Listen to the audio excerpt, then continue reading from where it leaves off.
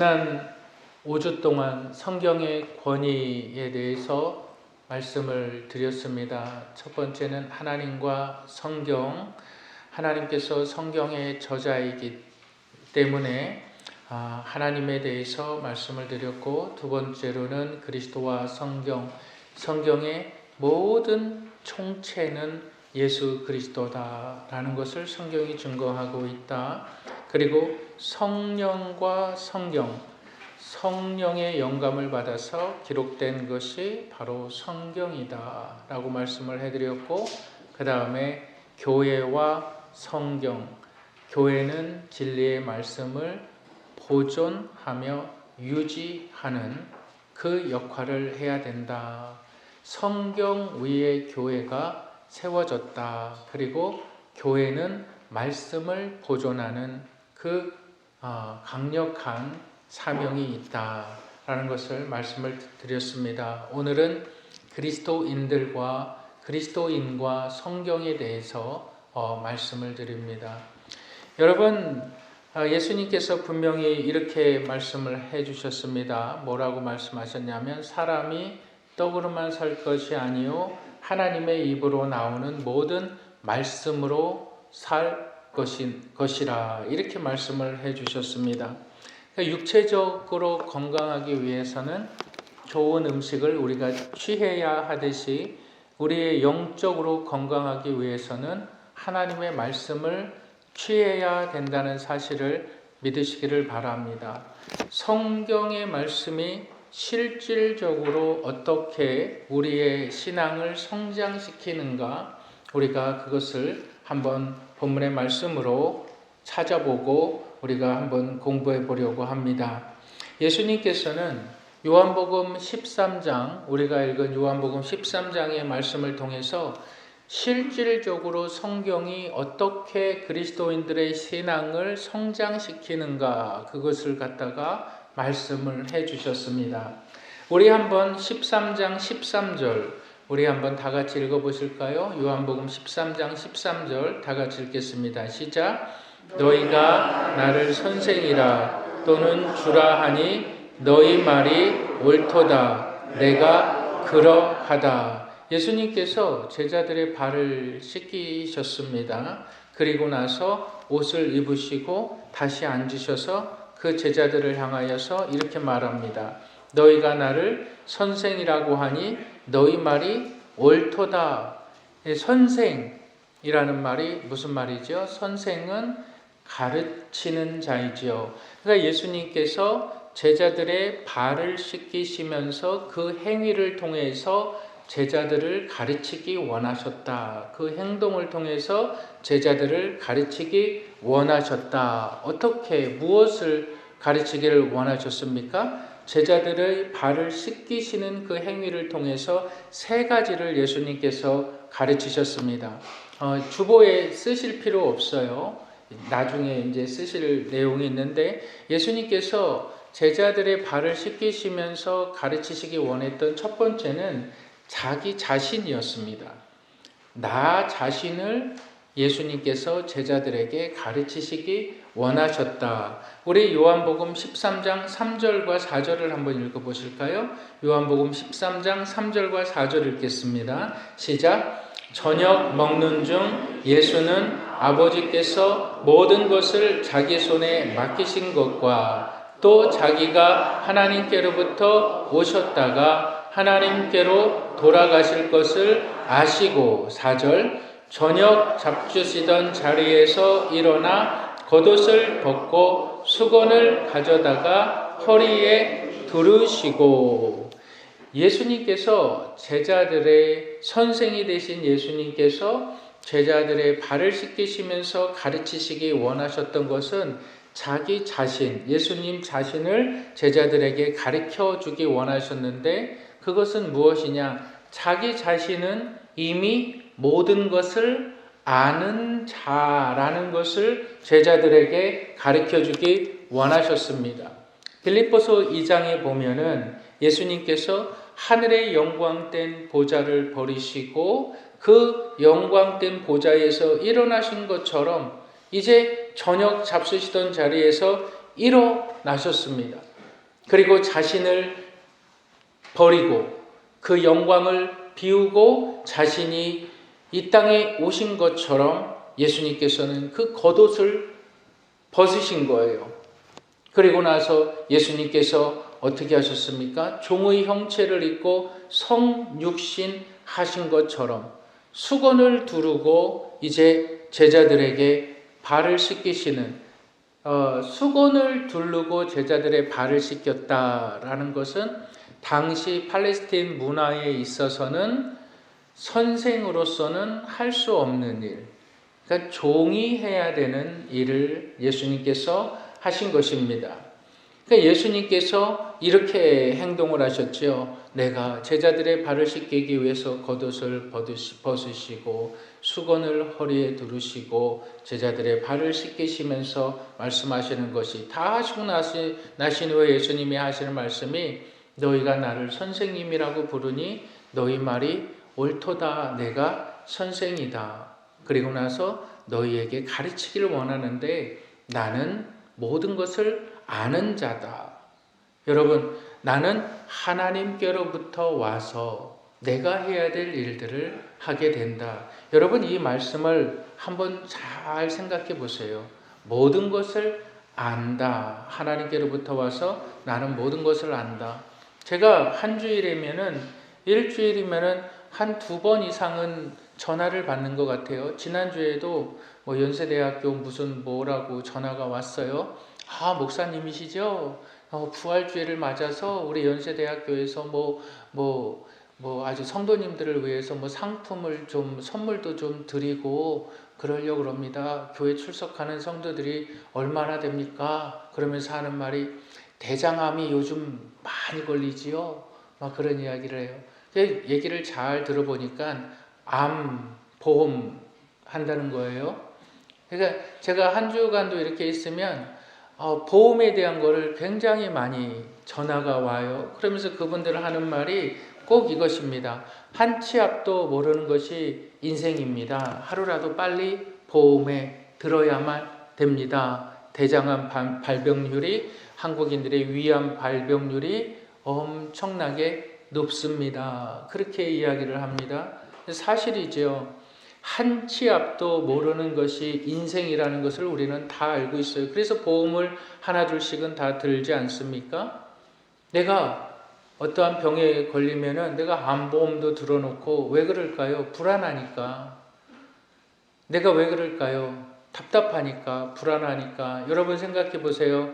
용한 점쟁이가 있어요. 점을 잘 보는 사람이 있어요. 그 한번 소문이 나요. 그 사람은 아주 미래를 내다본다.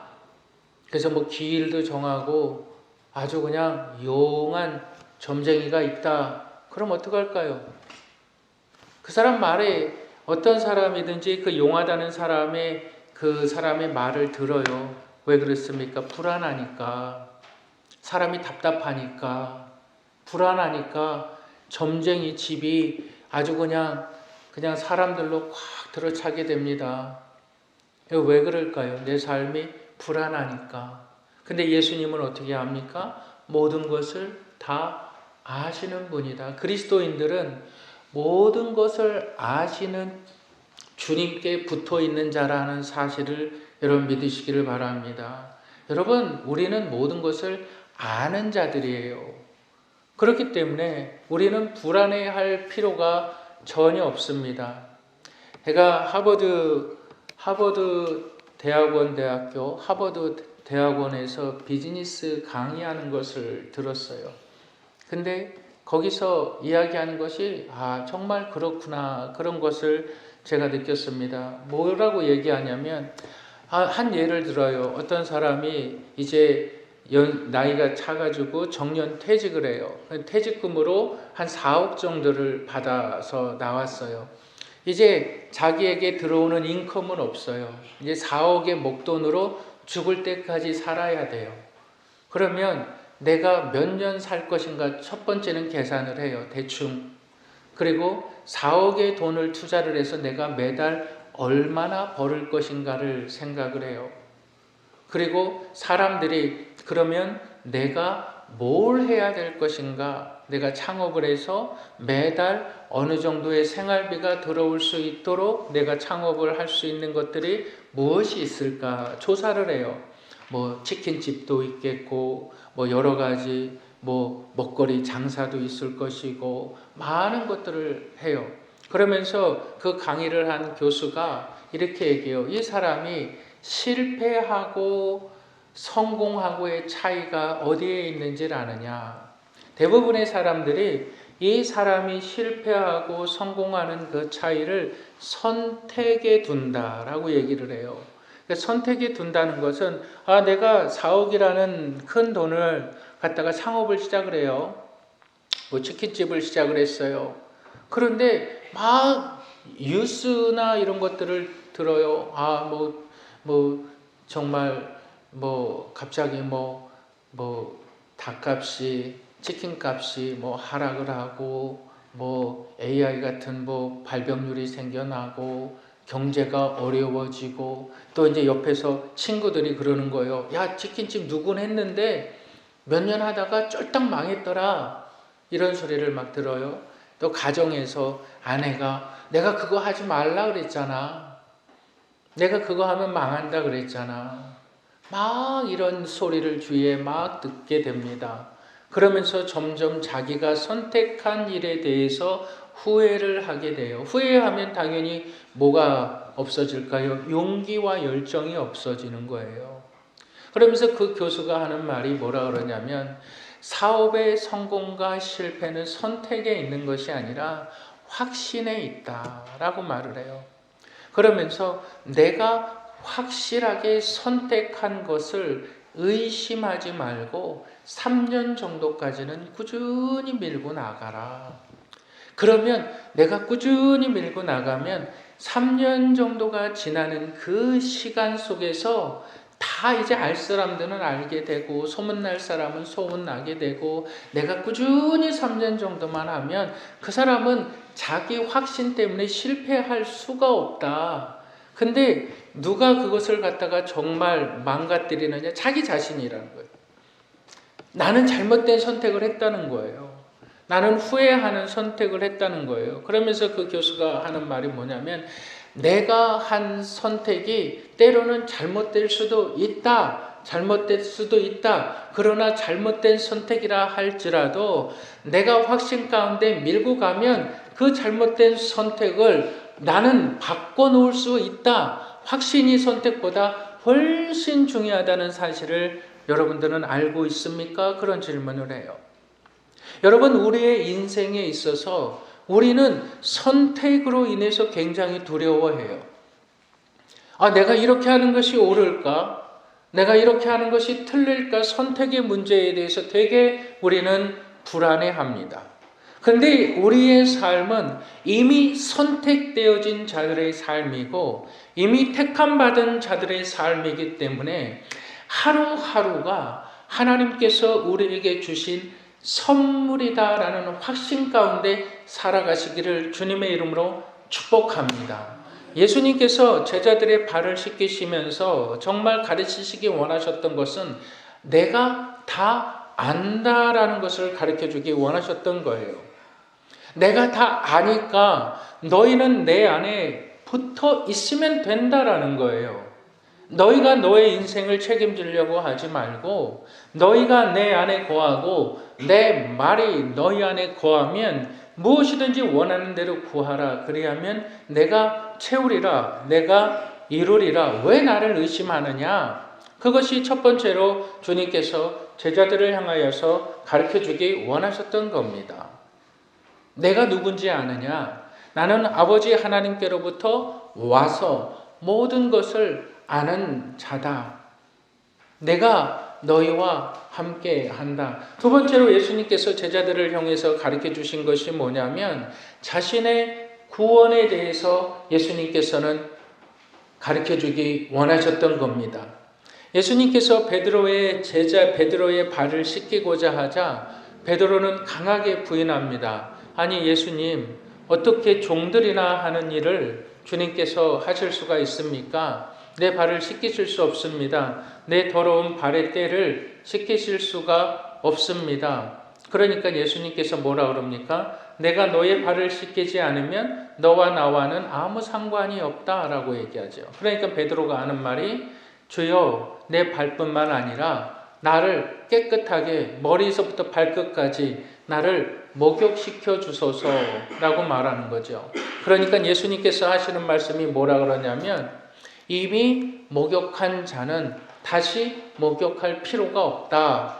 깨끗함을 받았다. 여기에서 신학적인 사상이 있는 거예요. 예수님께서 두 가지를 분명히 구분하셨지요. 발 씻기는 것과 목욕이라는 것을 분명히 구분하셨습니다. 그러면서 예수님께서 이 베드로를 향하여서 말씀하시는 것이 뭐냐면 이미 깨끗함을 받은 자는 목욕할 필요가 없다. 그럼 여기서 목욕은 뭘 말하느냐? 목욕은 바로 중생을 이야기하는 거예요. 거듭남을 이야기하는 거예요. 그걸 우리 침례교에서는 침례라고 하고 장로교인들을 그걸 세례라고 말합니다. 여러분 성경은 한 번도 세례를 가르쳐 준 적이 없어요. 성경은 한 번도 세례에 대해서 말씀해 준 적이 없어요. 성경은 침례를 말하고 있습니다. 침례는 내가 물속에 잠기는 겁니다.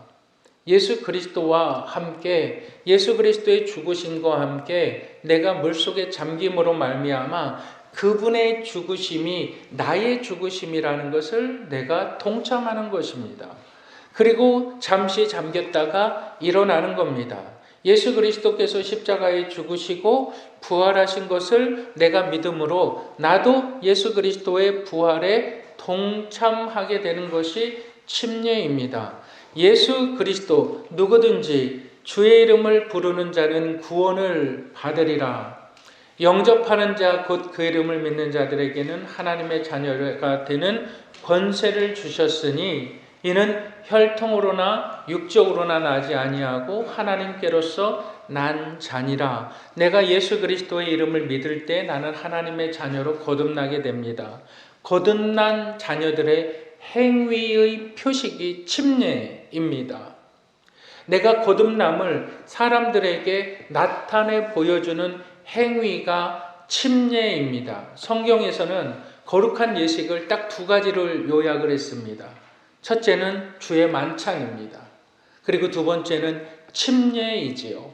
그래서 예수님께서 거듭난 자들, 한 번 구원받은 자들은 이제 또 목욕을 받을 필요가 없다. 한 번 거듭난 자들은 구원을 또 요구할 필요가 없다. 그런데 거듭난 자들이라고 해도 날마다 사람들과 섞여가면서 죄를 짓게 돼요? 안 짓게 돼요? 죄를 짓게 됩니다. 죄를 짓게 되죠. 그때마다 예수님 앞에 나와서 우리는 뭘 해야만 합니까? 우리는 정결함을 유지해야만 되는 거거든요. 깨끗함을 유지해야만 되는 겁니다. 그것을 신앙적인 용어로 회개라고 말하는 거예요. 그것을 예수님은 발 씻음을 통해서 말씀해 주시는 겁니다. 내가 너희의 발을 씻긴다라는 것은 너희는 날마다 내 앞에 와서 발 씻음을 깨끗함을 받아야 된다. 그렇다면 우리의 죄를 깨끗하게 하실 수 있는 분은 예수 그리스도 밖에 없음을 우리가 알아야 되는 거예요. 그러니까 예수님께서 두 번째로 말씀하시는 것이 뭐냐면 내가 너희에게 구원을 주는 자. 그래서 10절에서 이렇게 말하는 거예요. 이미 목욕한 자는 발밖에 씻을 필요가 없느니라 온몸이 깨끗하니라 이렇게 말하고 있는 거예요. 이미 구원받은 자들은 한 번 구원은 영원한 것이기 때문에 내가 내 구원을 의심해서는 안 되는 거예요. 내가 죄를 진다 할지라도 내가 하나님 앞에 정말 나쁜 짓을 한다 할지라도 내 구원을 사단은 늘 의심하게 하죠. 왜 그렇습니까? 구원이 마치 나의 의로움으로 이루어진 사건처럼 구원은 하나님의 전적인 선물과 하나님의 은혜이기 때문에 구원받은 사람이 또다시 구원을 받을 필요가 없다는 거예요. 그런데 죄 씻음이라는 것은 회개의 영역의 부분이에요. 근데 많은 사람들이 이 회개의 영역의 부분과 거듭남의 부분을 제대로 구분을 못하는 거예요. 그러니까 예수님께서 이 제자들의 발을 씻기시면서 분명히 구분해 주신 것이 뭐냐? 바로 구원의 은혜와 이 회개의 영역 부분을 구분해 주신 거예요. 한번 목욕한 자는 이미 목욕할 필요가 없느니라 말씀해 주신 사실을 여러분 믿으시기를 바랍니다. 구원은 전적인 하나님의 선물이다. 나의 행위와 노력의 결과가 아니라는 것은, 한 번 구원은 그래서 영원한 구원이라는 사실을 예수님께서 가르쳐주고 있다. 그리고 세 번째로 예수님께서 이 제자들의 발을 씻기시면서 가르쳤던 것이 있어요. 여러분, 그것이 뭡니까? 자신의 뜻에 대해서, 내가 아버지께로부터 너희 가운데 왔다라고 말씀하신 예수님께서 이제 자신이 이 땅에 온 목적, 다시 얘기하면 성도들이 그리스도인으로서 살아가야 되는 목적에 대해서 가르쳐 주셨다는 거예요. 우리 요한복음 13장 14절부터 17절까지 한번 읽어보실까요? 14절부터 17절까지 읽겠습니다. 시작. 내가 주와 또한 선생님이여 발을 씻기는 것이 옳으니라.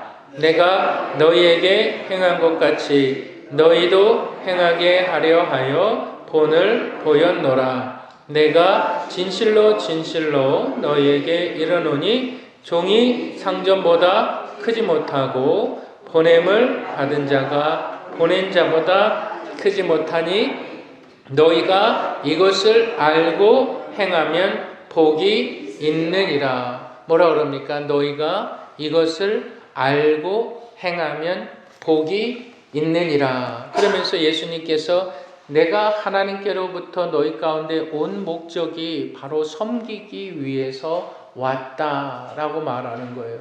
그러니까 섬김이라는 것은 다른 사람을 위해서 자신을 돌보지 않고 노력하는 것이 섬김입니다.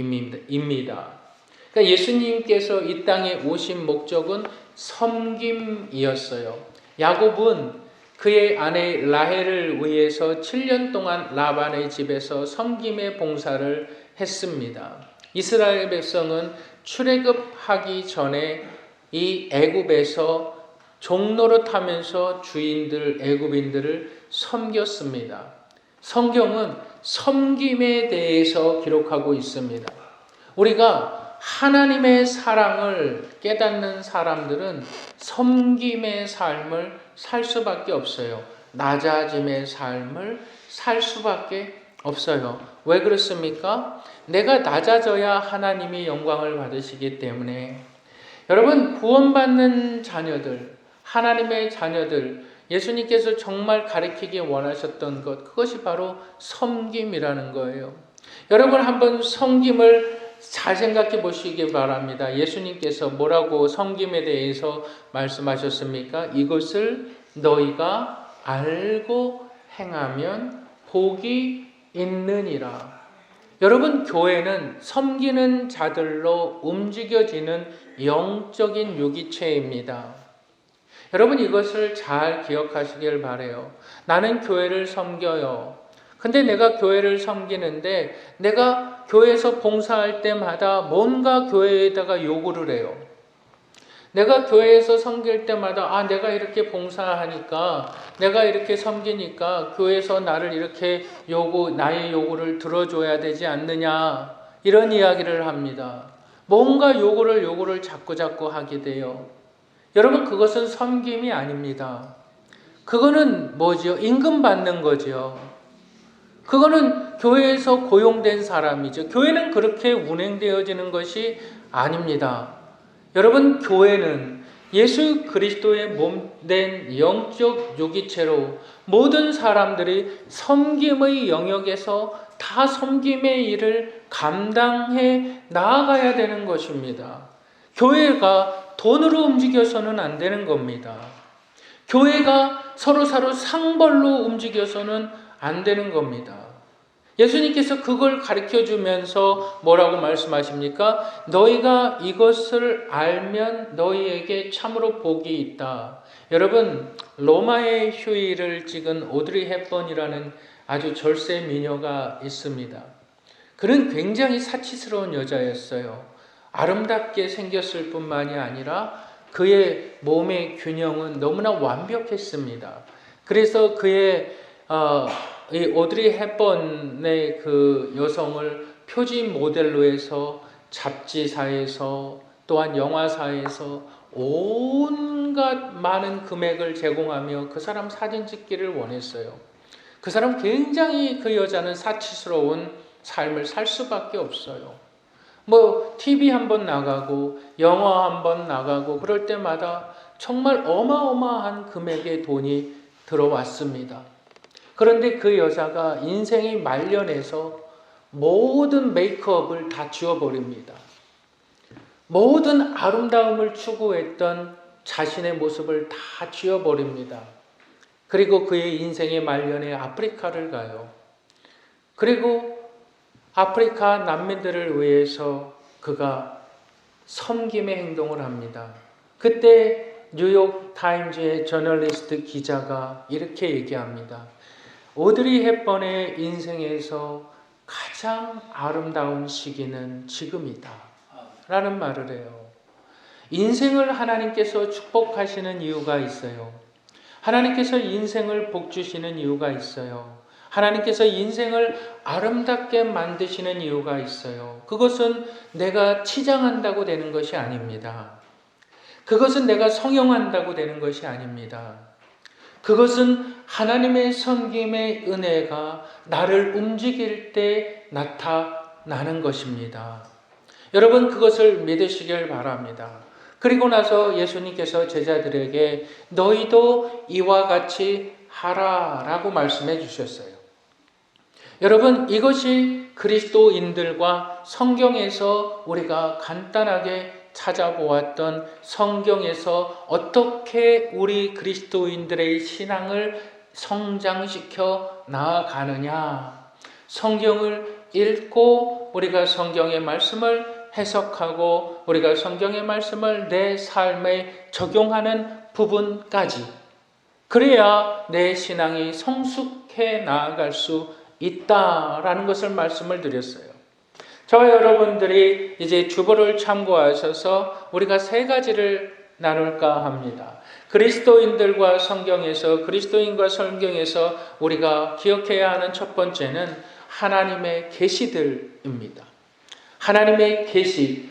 하나님께서는 성경 안에서 자신을 보여주셨는데, 계시하셨는데, 우리는 성경을 통해서 하나님을 알아야 되는데, 하나님은 화를 내시는 분이시고 또한 하나님은 참으시는 분이시고 하나님께서는 우상 숭배를 절대 내버려 두지 않으시는 하나님. 그 구약의 하나님 가운데 이제 신약 성경에서 우리의 주인 되시는 예수 그리스도가 등장하게 됩니다. 이 예수 그리스도께서 인성을 취하셔서 이 땅에 오셔서, 여러분, 성경의 모든 내용의 주인공은 내가 아니에요. 여러분, 이거 잘 기억하세요. 제가 그 이단에 빠진 사람들하고 이야기를 처음에 시작할 때 제가 그것을 딱 얘기를 했어요. 뭐냐면 성경의 시작과 끝의 주인공은 내가 아니에요. 하나님이시거든요. 태초에 하나님이 천지를 창조하시니라. 근데 이단들은 내가 주인공처럼 성경을 읽어요. 여러분, 절대 성경의 주인공은 내가 아닙니다. 성경의 주인공이 나라면 나 사는 동안 성경이 있다가 없어져야지요. 성경의 주인공은 하나님이세요. 그 기준을 명확하게 기억하시길 바랍니다. 성경은 하나님에 대해서, 예수 그리스도에 대해서, 성령에 대해서 왜 기록을 하고 있습니까? 영원한 세계는 결국 하나님의 세계니까 성경은 바로 하나님의 계시에 대해서 기록해 주고 있고, 또한 우리 성경은 구원의 약속에 대해서 기록하고 있습니다. 여러분, 우리 디모데후서 3장 15절 읽어보실까요? 디모데후서 3장 15절 다 같이 읽겠습니다. 시작. 또 어려서부터 성경을 알아나니 성경은 믿음으로 예수 그리스도 안에 있는 믿음으로 말미암아 구원에 이르는 지혜가 있게 하느니라. 성경의 목적은 뭐라고 말합니까? 구원에 이르는 지혜를 제공한다. 그렇죠? 성경의 목적은 구원에 이르는 지혜를 제공한다. 그 다음에 3장 16절이 나오죠. 모든 성경은 하나님의 감동으로 된 것으로 교훈과 책망과 바르게 함과 의로 교육하기에 유익하니. 다시 말해서 구원받은 하나님의 자녀의 삶에 대해서 16절이 이야기하고 있죠. 그러니까 성경의 기록의 목적은 너희가 이 땅에서 환난 가운데 살아가지만 반드시 영원한 구원이 있다. 영원한 생명이 있다. 그 구원에 대해서 증거하고 설명하고 있다. 그것을 어떻게 설명을 합니까? 때로는 예시적으로 이스라엘 백성들이 하나님을 향하여 부르짖습니다. 마치 이 땅에 살아가는 사람들이 고난당하면서 하나님, 나 질병에서 좀 치유해 주세요. 나 경제적인 어려움 가운데 있습니다. 하나님, 나를 치료해 주세요. 이스라엘 백성들을 구원하였던 하나님께서 모세를 통해서 또한 이스라엘 백성들을 출애굽시키셨던 것처럼 하나님께서 나를 환난 가운데서 나를 인도하시는 그것. 그러니까 날마다 하나님을 경험하면서 영생을 누리며 영원을 살아가는 사람들이 결국은 도착하는 것이 어디입니까? 하나님 나라. 그래서 구원에 대해서 우리가 반드시 알아야 되는 것은 구원은 세 가지 단계가 있다. 첫 번째는 칭의, 의롭다 함을 하나님께로부터 받는 자들. 하나님께서 의롭게 여겼으니까 이제는 하나님께서 그들을 이끌어 가셔야 되는데 어떻게 이끌어 가시느냐? 성장시켜 주신다. 성화. 언제까지 이끌어 가시느냐? 하나님 앞에 서는 그날까지. 영화. 그 영화라는 말의 정확한 뜻은 새 백성이라는 뜻이거든요. 새 백성, 영원한 하나님의 나라의 새 백성이 되기까지 나는 순례자의 길을 계속 걸어간다라는 거예요. 그 가운데 세상에 유혹이 있고 넘어짐이 있고 질병의 걸림이 있고 아픔이 있지만 나는 계속적으로 하나님의 은혜 가운데 구원받은 자로서 살아간다. 그러니까 성경이 약속하고 있는 것은 바로 구원의 약속이라는 거죠. 그리고 세 번째로 우리가 알아야 되는 것은, 그리스도인들과 성경에서 알아야 되는 것은 하나님은 반드시 순종의 계명들을 주신다. 여러분 보세요. 순종하지 않으면 나의 믿음도 아무것도 아니에요. 그러니까 순종하지 않으면 그리스도인들로서 삶의 하나님의 은혜와 이런 것들이 결코 나타나지 않지요. 근데 중요한 것은 뭐냐면 순종하는 것이 정말 힘이 들어요. 왜? 우리는 죄악된 이 죄악의 성품을 갖고 있기 때문에 기분 좋을 때는 막 하나님 찬양하고 하나님 헌신하고 하나님 높여드린다고 막 그랬다가 내가 조금이라도 감정이 상하면 나 교회 안 나가야지, 교회 옮겨야지, 막 이런 말들을 하죠. 왜 그렇습니까? 나의 신앙이 올라갔다 내려갔다 할 때 마치 냄비, 그 양은 냄비에 물 끓이는 것과 같이 우리의 신앙이 그럴 때가 정말 많아요. 그런데 정말 중요한 것이 뭐냐면 내 신앙의 한계를 붙잡아 주는 것은 순종이에요. 그러니까 내 뜻을 내가 꺾을 수 있는 것은 순종이에요. 순종은 하나님을 향해서 계속 앞으로 나아가게 합니다. 내가 하나님의 말씀에 대해서, 근데 이 순종과 늘 싸우는 사람이 있는데 내 자신이에요. 내 자아. 내 자아가 살아서 하나님을 보지 못하게 하는 거예요. 그러니까 성경의 내용을 딱 보면 순종하는 사람과 불순종하는 사람의 길을 나타내 보여주고 있는 거예요. 근데 우리는 그것을 봐요. 그것을 보면서 순종한 사람과 불순종한 사람의 말로를 보면서도 그게 무슨 뜻인지 몰라요. 왜? 첫째는 성경의 주인공이 나라고 착각을 해요. 성경을 내 삶에 다 인용을 해요. 하나님, 언제 이사를 가는 게 좋습니까? 성경 말씀으로 그런 거를 인용을 해요. 무당, 마귀들이 가장 잘하는 것이 뭡니까? 예언하는 거 아니에요? 거짓된 영들이 가장 잘하는 것이 뭐예요? 악한 사탄 마귀가 하는 것이 뭐예요? 예언하는 거잖아요. 그러니까 성경은 신접한 자를 어떻게 하라 그랬습니까? 돌로 쳐 죽이라 그랬잖아요. 한치의 양보도 없어요. 신접한 자나 예언하는 자들을 돌로 쳐 죽이라 그래요. 여러분 무섭습니다. 여러분들의 신앙을 병들게 하는 것은 예언하는 자들입니다. 여러분 그 무서운 자들을 여러분들이 경계하지 않으면 여러분들의 신앙은 교회 다니는 무당 믿는 신앙이 될 수밖에 없어요. 내가 계속 교회는 다니지만 나는 정말 점집 다니는 거랑 똑같은 거예요. 왜?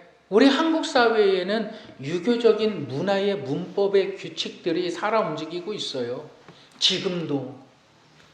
하나님의 말씀이 고지 안 들어와요. 평생 동안 제사를 지내면서 지내온 사람들이 내 중심에서 하나님 중심으로 성경 보는 것이 쉬운 줄 압니까? 내 인생이 중요한 것이 아니라 하나님의 광대한 계획, 우리가 기도하듯이 창조주 하나님이라는 것을 여러분들 한 시간 정도 묵상을 해보신 적 있습니까? 하나님의 이름이 어떠한 의미를 가지고 있는지 여러분 묵상해 보신 적 있습니까? 어떤 사람은 그렇게 이야기해요. 동해물과 백두산이 하나님이 보호하사, 하나님이 우리나라를 보호하사, 그걸 하나님이라고 이야기를 해요. 하나님이 우리나라를 보호하사 우리나라 만세. 여러분 하나님은 그러한 분이 아니세요. 성경에서 하나님을 보세요. 하나님은 모든 우주를 완벽하게 아름답게 조화를 이루시는 분이에요. 믿는 자들을 세우기도 하시고 넘어뜨리기도 하시고. 여러분 하나님에 대해서 묵상해 보셨습니까? 하나님이 어떤 분이신가요? 우리는 하나님을 아는 만큼 믿게 돼 있어요. 성경의 중심에서, 내 중심에서 하나님 중심으로 바뀔 때 우리는 하나님 앞에 순종할 수밖에 없어요. 그 순종의 표현이 바로 예배입니다. 하나님에 대한 나의 믿음의 반응, 그것이 예배입니다. 이것이 우리가 그리스도인들과 성경에서 깨달아야 할 세 가지 사건입니다. 여러분 성경을 통해서 하나님 안에서 진리를 발견하시고 그 진리를 따라 행하시는 분들이 되시기를 주님의 이름으로 축복합니다.